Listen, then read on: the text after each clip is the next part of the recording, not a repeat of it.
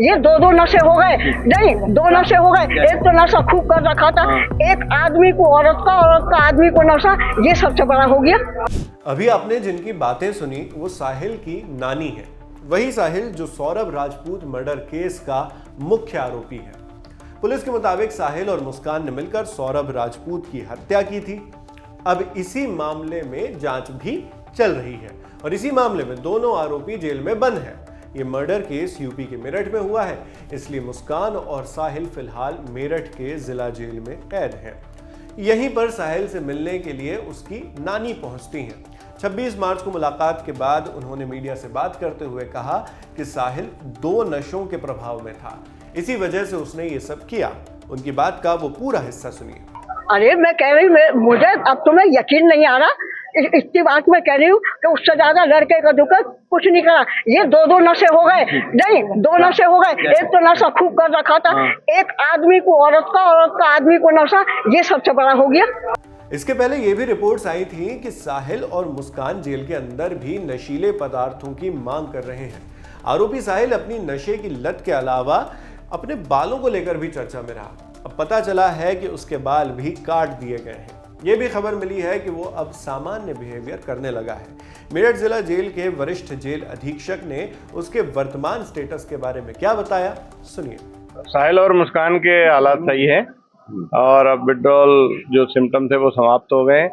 Jail की जो routine दिनचर्या है वो प्रारंभ हो गई है और दोनों सामान्य जीवन जेल में व्यतीत कर रहे हैं। देखिए, जेल में पहला काम होता है अनुशासन में रहना और 2-2.5 फुट के बाल का कोई मतलब नहीं है। हालांकि उसने स्वयं ही इच्छा जाहिर की थी कि मेरे बाल जो कटवा दी जाए, तो यहाँ पर नाई उपलब्ध है, अन्य बंदियों की तरह उसके भी बाल कटवाएंगे। इन सब के अलावा साहिल की नानी ने यह भी बताया कि वो जब साहिल से मिलने जेल गई तो उसके लिए साथ में क्या क्या लेकर गई। उन्होंने कहा कि साहिल के जेल जाने से ज्यादा दुख उन्हें मृतक सौरभ के लिए है।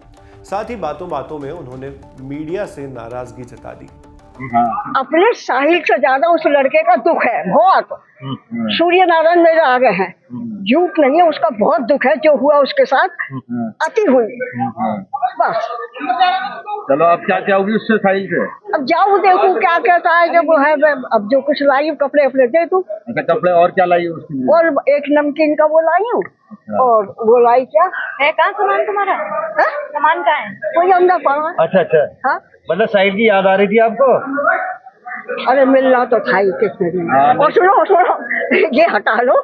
ऐसा है कि पहले कि हम गांव में, हमारा ककोर बिलेंसर के पास में ही नंसार है। पहले खेती के ऊपर किसी के ऊपर झगड़ा हो जाता ना, ये नहीं होते थे, 10-5 जने जाते थे उसमें थाने में या किसी में, वही बात सवाल हो जाते थे।